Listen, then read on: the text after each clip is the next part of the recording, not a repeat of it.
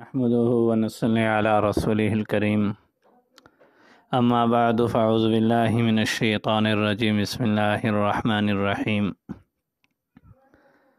حضرت بہلول رحمۃ اللہ علیہ ایک مجذوب قسم کے بزرگ گزرے ہیں۔ بادشاہ ہارون رشید رحمۃ اللہ علیہ کے زمانے میں بادشاہ ہارون رشید ان سے کبھی کبھی مذاق بھی کر لیا کرتے تھے، اور دربانوں سے بادشاہ نے کہہ دیا تھا کہ بہلول جب بھی مجھ سے ملنے چاہے اس کو مت روکنا۔ ایک مرتبہ دونوں حضرات بیٹھ کر گفتگو کر رہے تھے۔ بادشاہ ہارون رشید رحمۃ اللہ علیہ کے ہاتھ میں ایک چھری تھی۔ مذاق میں کہا، اے بہلول، اگر تجھ سے بڑا کوئی بیوقوف مل جائے تو اس کو میری طرف سے یہ چھڑی دے دینا۔ حضرت بہلول رحمۃ اللہ علیہ نے وہ چھڑی لے لی اور مجلس ختم ہو گئی۔ ایک عرصے کے بعد حضرت بہلول رحمۃ اللہ علیہ نے سنا کہ بادشاہ ہارون رشید سخت علیل ہیں اور صاحب فراش ہو گئے ہیں، تو حضرت بہلول رحمۃ اللہ علیہ بادشاہ ہارون رشید رحمۃ اللہ علیہ کی عیادت کے لیے تشریف لائے۔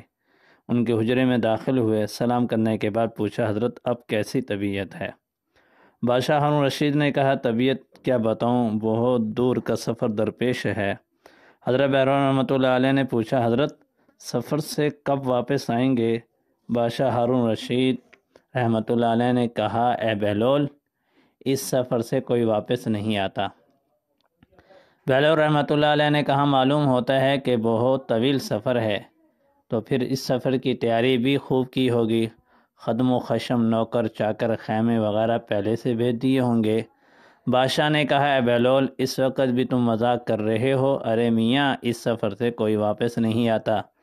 یہ بات سن کر بہلول رحمۃ اللہ علیہ نے اپنی تھیلی سے وہ چھڑی نکال کر جو بادشاہ نے اس کو دی تھی یہ کہتے ہوئے واپس کر دیا کہ میں نے اپنے سے زیادہ بیوقوف کو بہت تلاش کیا مگر نہ ملا سوائے آپ کے، اس لیے کہ یہ امانت آپ ہی کو لوٹا رہا ہوں، کیونکہ آپ کو جب بھی کوئی معمولی سفر درپیش آتا اس کے لیے 1-2 دن پہلے سے اس کی تیاری شروع ہو جاتی تھی، نوکر چاکر کی ریل پھر لگ جاتی تھی، جہاں جہاں قیام کرنا ہوتا وہاں پہلے سے خیمے لگ جاتے تھے، اور اب آپ ایسے سفر میں جا رہے ہیں جو بہت طویل بھی ہے اور واپس بھی نہیں آنا، اس کے لیے آپ نے کوئی تیاری نہیں کی۔